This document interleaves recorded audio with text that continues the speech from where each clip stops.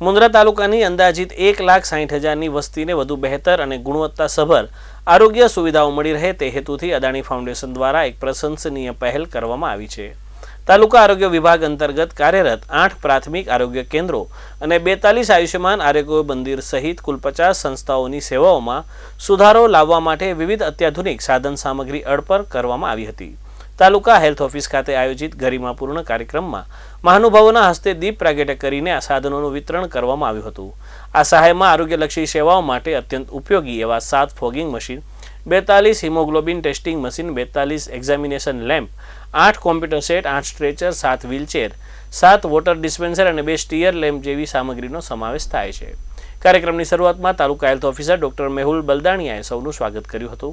ત્યારબાદ આરોગ્ય supervisor Prakashbhai ઠક્કરે Adani foundation તરફથી મળેલી સાધન સામગ્રીની યાદીનું વાંચન કરીને આભાર વ્યક્ત કર્યો હતો। પ્રકાશભાઈ ગોહિલે સંસ્થા વતી આભાર પત્રનું વાંચન કર્યું હતું।